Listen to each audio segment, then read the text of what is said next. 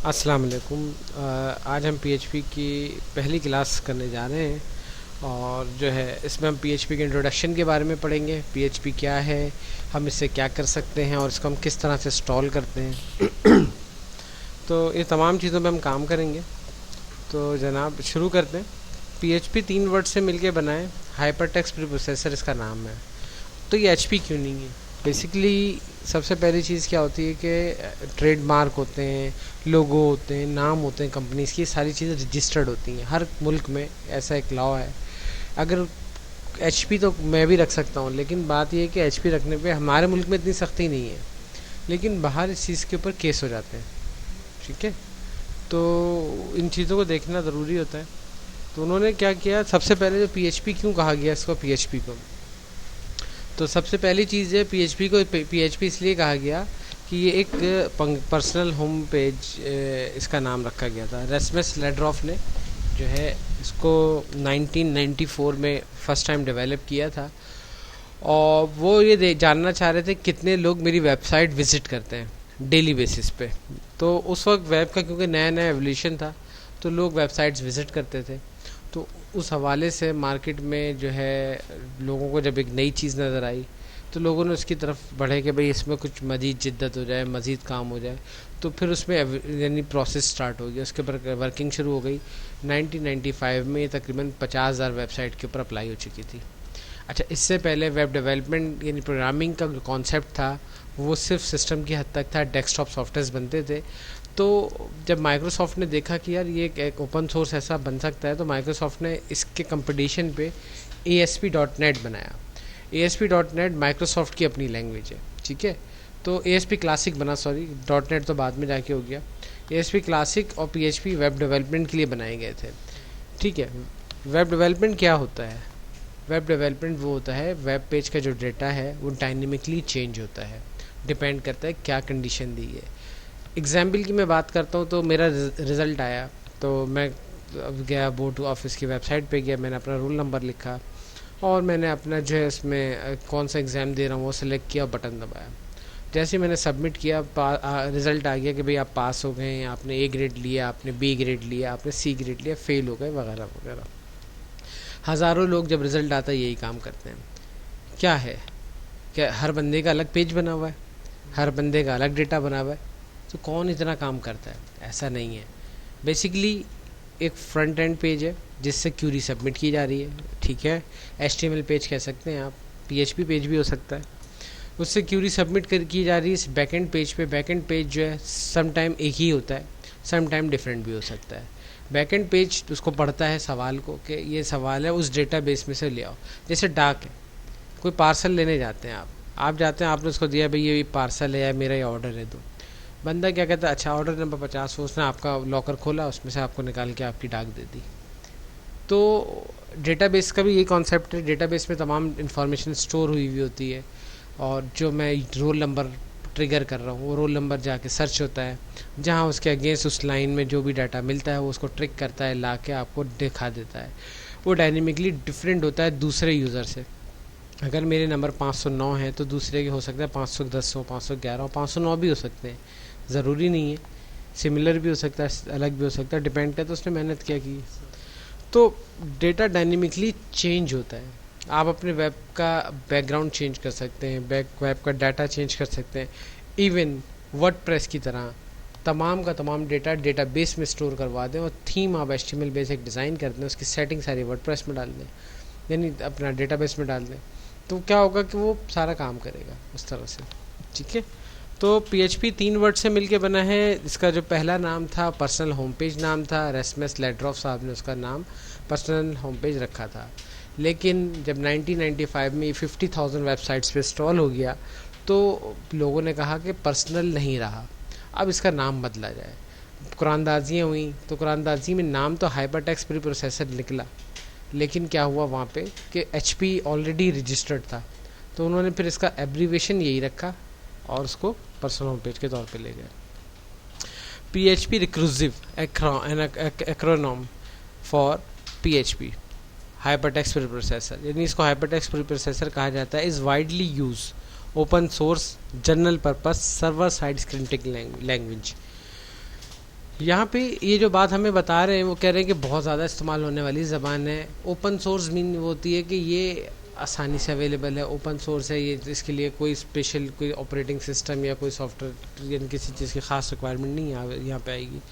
Server side scripting language वो कहता है ये सर्वर पे चलने वाली ज़बान है। HTML हमने पढ़ा इससे पहले।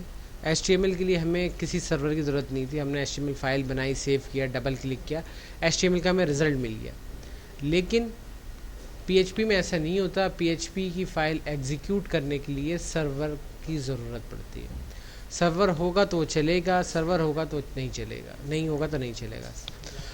लैंग्वेजेस दो तरह की होती हैं अगर मैं बात करूं तो, एक होती है क्लाइंट साइड स्क्रिप्टिंग लैंग्वेज और एक होती है सर्वर साइड स्क्रिप्टिंग लैंग्वेज। फ़र्क क्या है?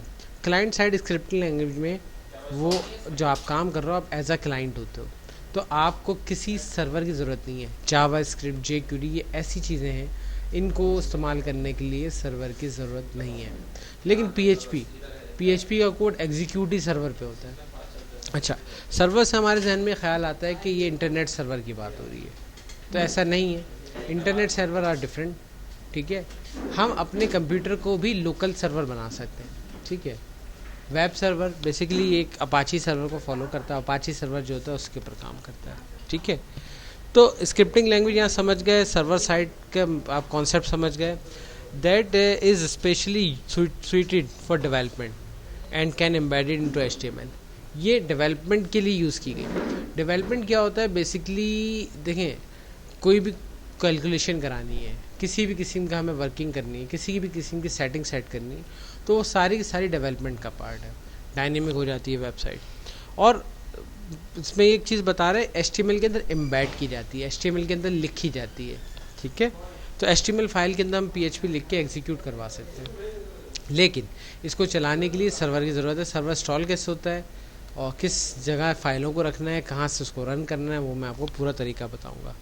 PHP server side scripting language that's mean PHP script required server to executed PHP code. यानी PHP सर्वर होगा तो PHP का कोड एग्जीक्यूट होगा, अदरवाइज नहीं होगा।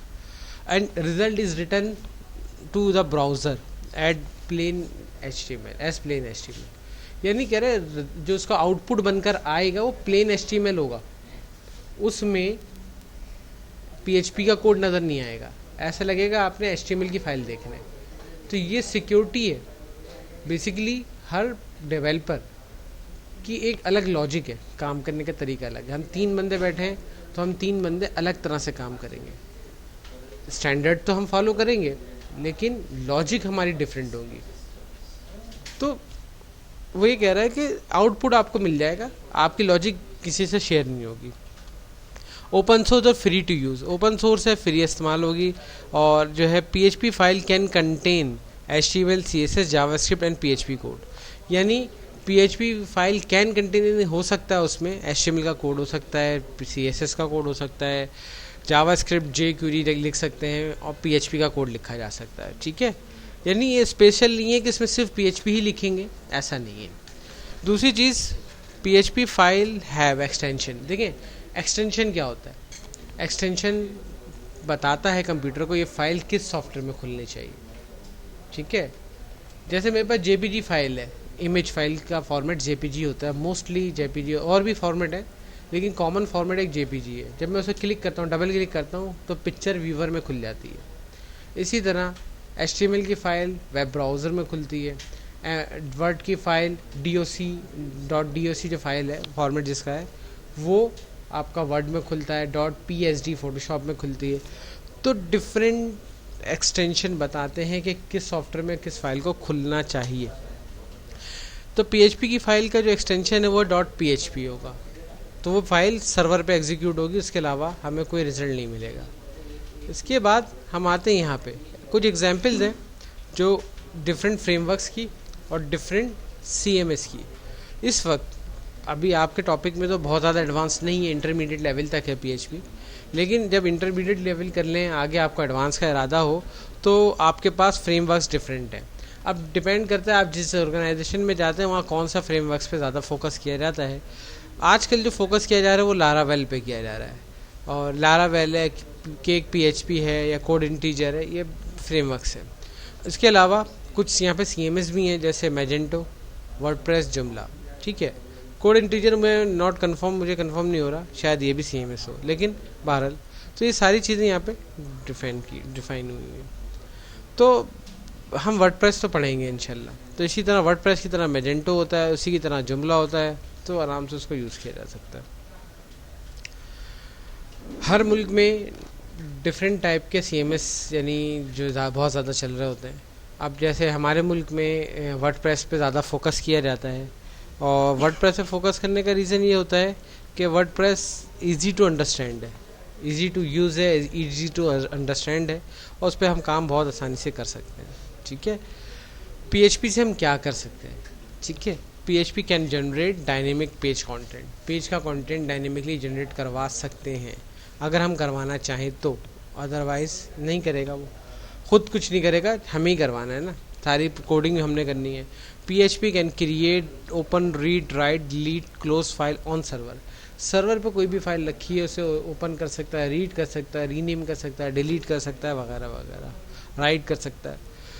PHP can collect data from data, यानी देखें HTML का एक ऑब्जेक्ट होता है फॉर्म टैग।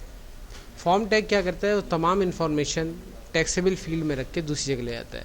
एग्जाम्पल देता हूँ, जैसे फेसबुक पे आप आते हो मेन पेज पे, आपका भी अकाउंट नहीं बना हुआ, तो राइट साइड पे नीचे की तरफ देखेंगे तो एक विंडो है, उसमें लिखा है साइन अप। साइन अप पे जाते हैं, अपना नाम लिखते हैं, user first name, last name, email ID और फ़ोन नंबर, सबमिट करते हैं। सारी इन्फॉर्मेशन एक साथ उठती है और चली जाती है एक जगह, वहाँ जाके सेव हो जाती है।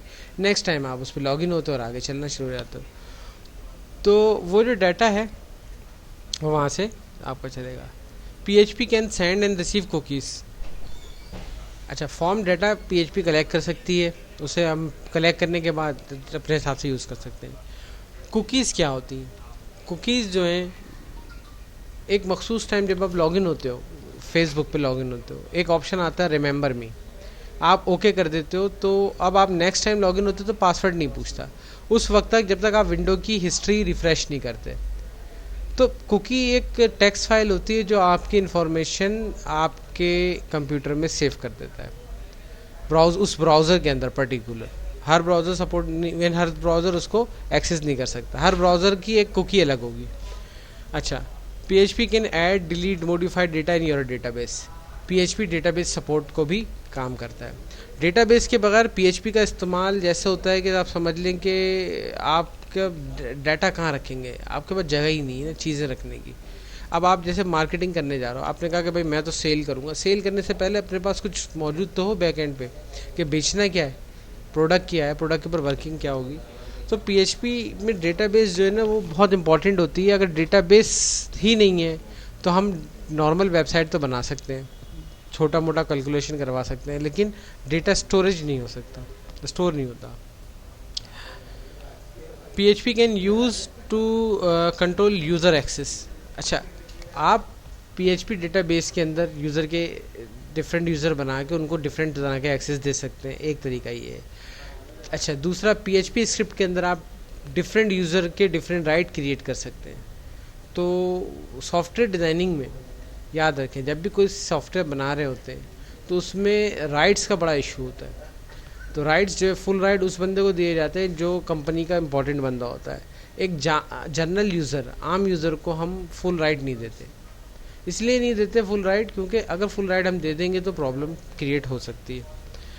फिर PHP जो है उसमें हम नॉर्मल डिफरेंट PDF फाइल बना सकते हैं, आउटपुट इमेज के तौर पे सेव कर सकते हैं, फ्लैश मूवी बना सकते हैं, लेकिन फ्लैश मूवी का काम ही नहीं होता। ठीक है, PHP क्यों पढ़े भाई? मार्केट में बहुत सारे प्लेटफॉर्म हैं, पाइथन है भाई, और हमारे पास PHP भी है, पाइथन, PHP, पर्ल, रूबी है, रूबी भी चल रहा है। उसके अलावा जो है हमारे पास ASP.NET है। तो मैं क्यों पढ़ूँ PHP? भाई PHP बेस है वेब डेवलपमेंट की, अगर आपको अपनी बेस मजबूत करनी है तो PHP सीखिए। PHP runs on various platform. PHP different platform पे चल जाती है, विंडोज़ पे, लिनक्स पे, यूनिक्स पे, मैक्स पे, OX पे, सब पे। PHP is compatible with all the most server use today. जितने भी सर्वर आज जो यूज़ किए जाते हैं, अमूमन PHP बहुत अच्छी बॉन्डिंग देती है अपाची सर्वर के साथ। दूसरा है IIS, इंटरनेट इंफॉर्मेशन सर्विस। ये हमारे विंडोज़ के अंदर जो एक इसका डिफ़ॉल्ट सर्वर होता है वो है, और भी बहुत सारे सर्वर हैं, सबको सपोर्ट करती है। PHP support wide range of database. अच्छा, PHP में ये फिक्स नहीं है कि एक ही तरह की डेटाबेस पे काम करे, किसी भी तरह की डेटाबेस पे काम करने के लिए रेडी है। बहुत कम ही रेयर होंगी कोई वेबसाइट डेटाबेसेस जो इसे सपोर्ट ना करें।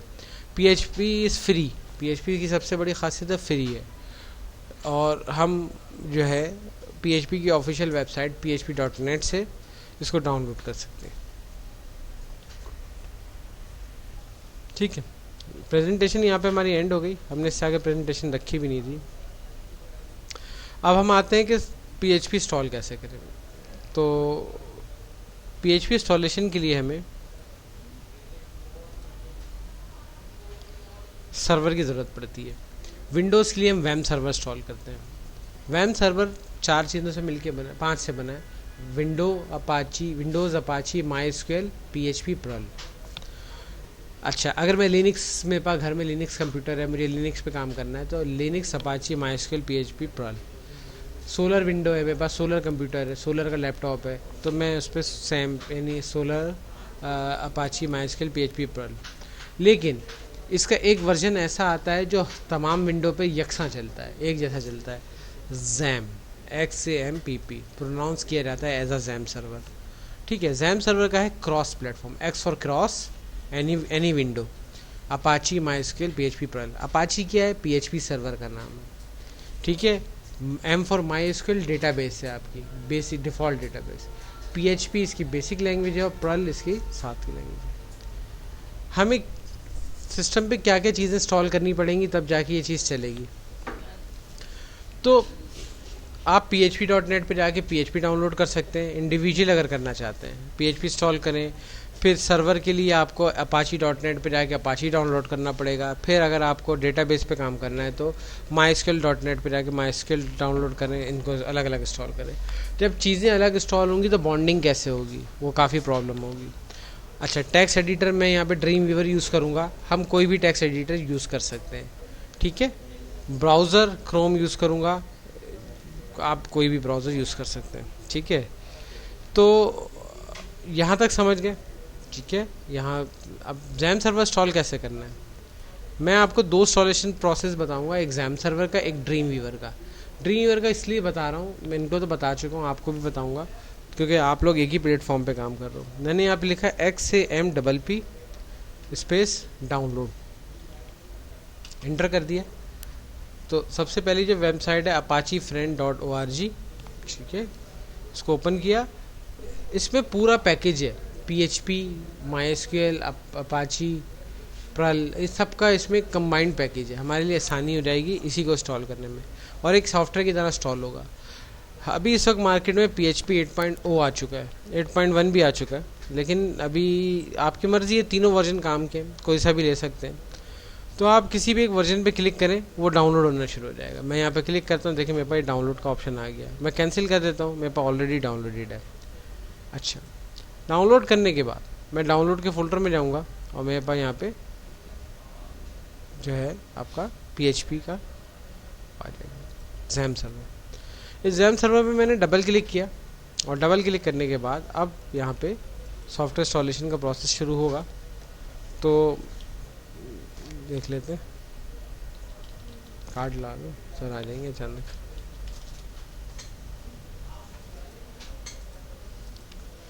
अच्छा, देखिए सबसे पहले बिटनामी लिखा हुआ आएगा, फिर आपके पास यहाँ पे मैसेज आएगा, ये वार्निंग है यूज़र एक्सेस कंट्रोल की। यूज़र एक्सेस कंट्रोल क्योंकि देखें डिफरेंट विंडोज़ पे चलता है, तो हर विंडो पे यूज़र एक्सेस कंट्रोल डिफरेंट है। यानी अगर मैं माइक्रोसॉफ्ट की विंडोज़ की बात करूँ तो उसमें भी थोड़ा थोड़ा वेरिएंस आता है, और मैक का अलग है, लिनक्स का अलग है। मैं इसको ओके कर देता तो यहाँ कुछ नहीं होगा। अब ये सेटअप स्टार्ट होने जा रहा है, और सेटअप पे नेक्स्ट पे क्लिक करूँगा, और अब मैं यहाँ पे इसको, इस विंडो को कुछ भी छेड़ूंगा नहीं।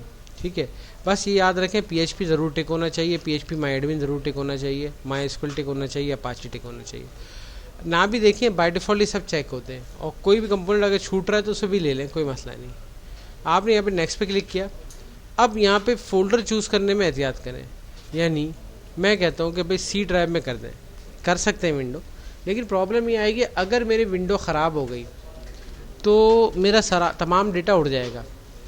उस सूरत में मैं क्या करता हूँ कि भाई इसको विंडो पे नहीं कर रहा, सी में नहीं कर रहा, डी में कर दो। तो आपने सिर्फ यहाँ से डी लिखना है, ठीक है, और नेक्स्ट पे क्लिक कर देना है। अगर इस जगह इस नाम की डायरेक्टरी होगी तो वो यहाँ पे मैसेज आएगा, आप नाम बदल सकते हो। और अगर आपको नहीं है तो आप इसको नेक्स्ट करें, और नेक्स्ट करके आगे चलना शुरू हो जाएगा, ठीक है। नेक्स्ट करेंगे, आगे चलना शुरू। तो बेटर प्रैक्टिस करो इस तरह से। जब मैं इस पर नेक्स्ट पे क्लिक करूँगा, यहाँ सेटअप चलना शुरू हो जाएगा। जब सेटअप पूरा चल जाए इसको बंद कर दें। बंद करने के बाद आप यहाँ पर आइए स्टार्ट मेन्यू में, और लास्ट में आपके पास एक्स सीरीज़ में यहाँ पे जैम के नाम से ऑब्जेक्ट आ रहा है, और यहाँ पे जैम कंट्रोल पैनल पे लाइए और क्लिक कर दें। जैम कंट्रोल पैनल पे क्लिक करते ही आपके पास ये कंट्रोल पैनल की विंडो आ जाएगी, ठीक है। इस विंडो में सबसे इंपॉर्टेंट चीज़ है यहाँ पे ये दो सर्विसेज का चलना। ये दोनों सर्विसेज चलेंगी तो मेरी PHP सर्वर पे एग्जीक्यूट होगी, नहीं तो नहीं होगी। तो मैं यहाँ पे सर्विस सारी स्टार्ट लिखा होंगे हर जगह, तो मैं इसको स्टार्ट करूँगा। मैंने सर्विसेज इंस्टॉल की हैं तो ये चल रही हैं। अच्छा, मैं इसको स्टार्ट करूँगा तो मैं अभी स्टॉप कर देता हूँ फ़िलहाल, फर्स्ट टाइम ना, आपको स्टार्ट करके दिखाता हूँ। देखें, क्योंकि ये सर्वर है, ये कहता है मुझे फुल एक्सेस कंट्रोल दो। विंडोज़ का फायरवॉल उसको ब्लॉक कर रहा होता है। देखिए यहाँ पे इस तरह की विंडो होगी। जब मैं इस पर क्लिक करूँगा स्टार्ट पे, तो मेरे पास ये एक्सेस पूछेगा एक दफ़ा, आप यस कर दें, क्योंकि आप जानते हैं ये रिलायबल सोर्स है। आप इस पर सेकंड पे क्लिक करें, इसके साथ भी ये पूछेगा, आप यस कर दें। अगर आपने नो कर दिया तो सर्विस स्टार्ट नहीं होगी, इसको यस करना है। अगर गलती से नो कर दिया, स्टॉप करके दोबारा प्ले कर दें, फिर पूछेगा, फिर आ जाएगा। जब ये दोनों सर्विस चलेंगी तो इसका कलर ग्रीन हो जाएगा, यहाँ पे PID आ जाएगा, और पोर्ट कौन सी यूज़ कर रहा है वो आ जाएगा। Server by default port 80 use करता है। PHP 2 पोर्ट यूज़ कर रही है, सर्वर पोर्ट 80 और 443। डेटाबेस 3306 यूज़ करती है इसमें, ठीक है। और अब आप यहाँ पे एडमिन पे क्लिक करेंगे तो आप जैम सर्वर के डैशबोर्ड पे चले जाएंगे।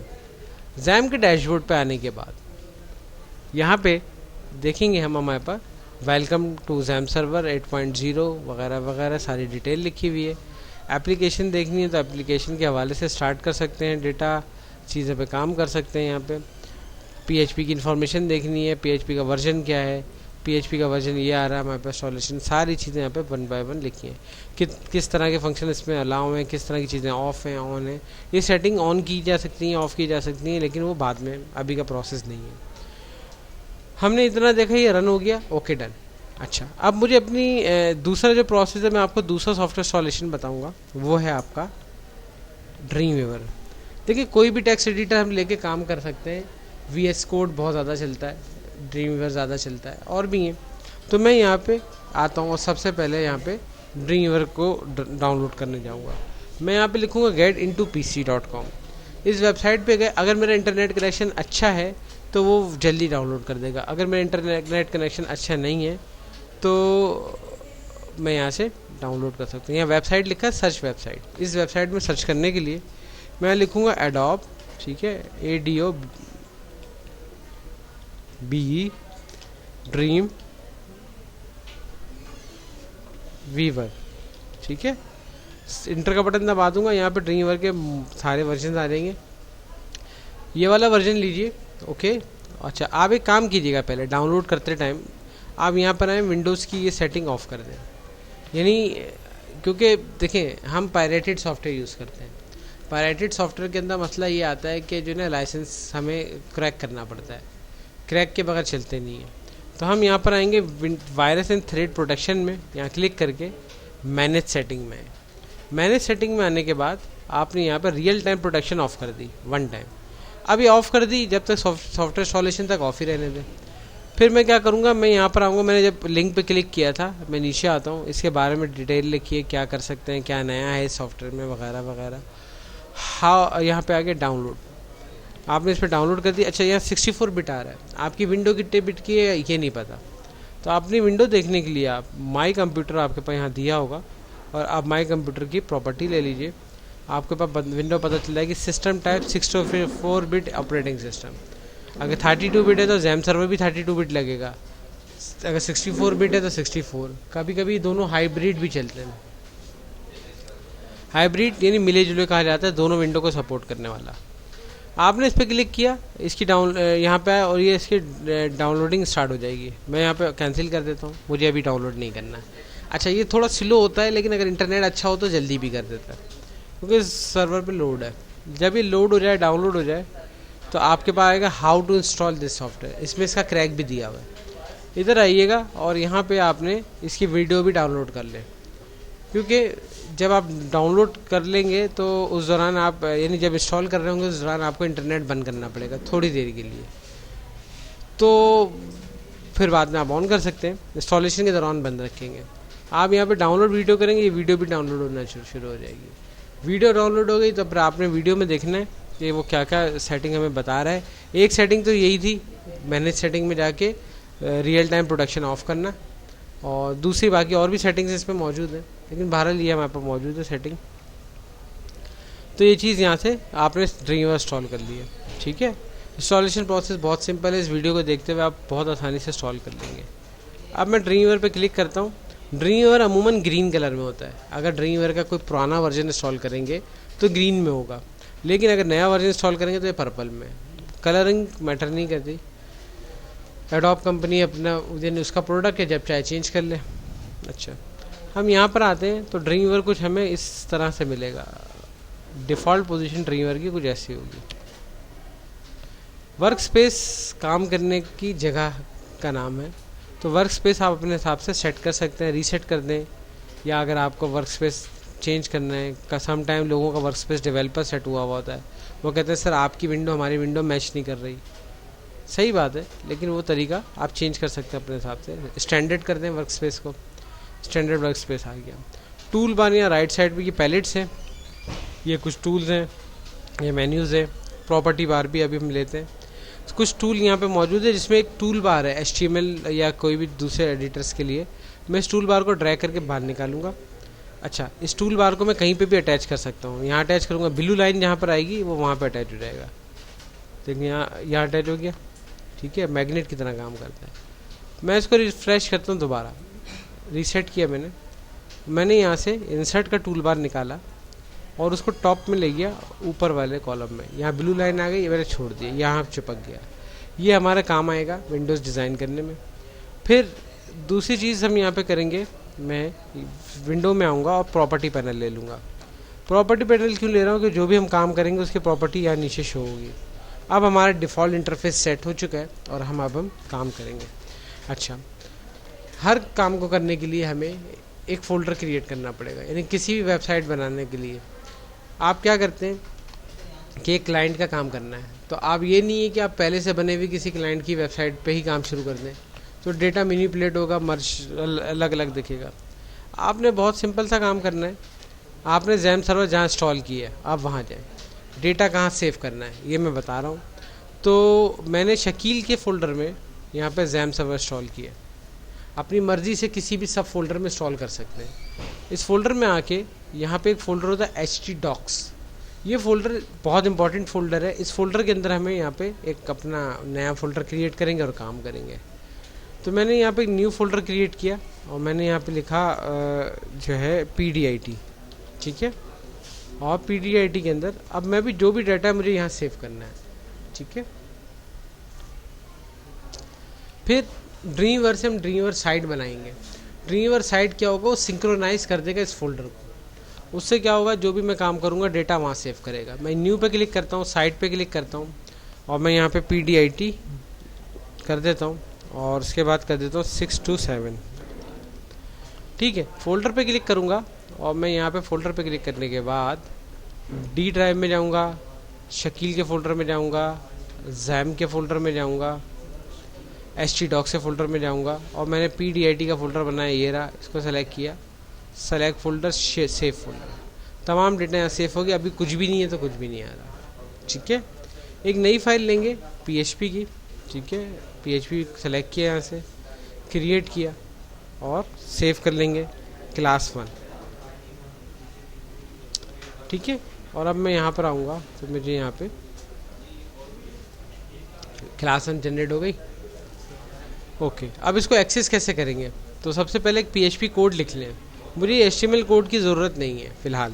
पीएचपी कोड, पीएचपी का opening markup tag question mark PHP से शुरू होता है, ठीक है, और क्वेश्चन मार्क पीएचपी पे ख़त्म हो जाता है। अब यहाँ पर आऊँगा और मैं यहाँ पे लिखता हूँ एको। कोई भी चीज़ प्रिंट कराने के लिए, डिस्प्ले कराने के लिए मुझे, क्योंकि पीएचपी एक प्रोग्रामिंग लैंग्वेज की तरह बिहेव करती है, वेब डेवलपमेंट की स्क्रिप्टिंग लैंग्वेज है लेकिन लुक लाइक प्रोग्रामिंग लैंग्वेज, तो इसके लिए हमें जो रूल्स हैं इसके वो फॉलो करने हैं। वो इंग्लिश नहीं जानता, किसी और चीज़ को नहीं जानता, उसके लिए क्या है, वो अपने रिजर्व कीवर्ड और फंक्शंस पे काम करता है। तो मैं यहाँ पे इन्वर्टेड कॉमा में इंग्लिश नहीं जानता, अगर मुझे इंग्लिश लिखनी है तो इन्वर्टेड कॉमा में लिखूँगा hello info channel, hello and welcome to info channel, full stop लगाया। अब इस कोड के एंड में हमें जहाँ लाइन ख़त्म करनी होगी वहाँ पे end of line semicolon define करना है। पीएचपी के कोड के अंदर, स्क्रिप्ट के अंदर ये चीज़ें डिफाइन करना शर्त है। बहुत सारी प्रोग्रामिंग लैंग्वेज में सेमीकोलन डिफाइन किया जाता है, बहुत सौ में नहीं किया जाता, लेकिन सही है, इट्स ओके, हमें कोई इतना इशू नहीं है तो हम इसको कर सकते हैं। फिर अब इस कोड को मैं एग्जीक्यूट कैसे करूँ? मैं क्या डबल क्लिक करूँगा चल पड़ेगा? नहीं जनाब। इसका तरीका क्या है, देखें, मैंने जहाँ पे भी जैम सर्वर इंस्टॉल किया है वहाँ htdocs के फोल्डर में अपने नाम से एक फ़ोल्डर बनाया और फाइल का नाम लिखा और उसका एक्सटेंशन लिख दिया। अब मैं सर्वर पे एक्सेस कैसे करूँगा? सर्वर के लिए मैं यहाँ पे लिखता हूँ http:/, ठीक है, लोकल होस्ट। लोकल होस्ट लिखने के बाद मैं जैसे इंटर करता हूँ ये जैम का अपाची सर्वर यानी खुल गया, ये अपना जैम कंट्रोल पैनल। दोबारा बताता हूँ, मैं बिल्कुल एक ब्लैंक विंडो लेता हूँ, मैं यहाँ पे लिखता हूँ http:/, और मैं लिखता हूँ लोकल होस्ट, तो ये वही खुल गई विंडो, यानी मैं सही जा रहा हूँ। लोकल होस्ट लिखने के बाद मैं यहाँ पे लिखूँगा आपके फ़ोल्डर का नाम PDIT, ठीक है, लिखा, देखें एक फ़ाइल रखी हुई नज़र आ गई। मैं इस फाइल पे क्लिक करूँगा तो भी ये खुल जाएगी, लेकिन इसको खोलने का जो सही तरीका है वो है class-1 नाम लिखें .php, पूरा नाम लिखने के बाद इंटर करें, ये फाइल रन हो गई। हेलो एंड वेलकम टू, ये लिखा था इन्फो चैनल, ठीक है भाई। कोड कैसे लिखते हैं इसको नोट कर लें, आज की क्लास बस यहीं तक थी, ठीक है। आप लोगों का टास्क होगा पीएचपी इंस्टॉल करना, जैम सर्वर इंस्टॉल करना, ड्रीमवीवर इंस्टॉल करना, और इंस्टॉल करके एक कोड लिख के इसको एग्जीक्यूट करके चेक कर लें कि ये चल रहा है नहीं चल रहा है, ठीक है। तो मैं क्लास ऑफ करता हूँ, ठीक है, अल्लाह हाफिज़।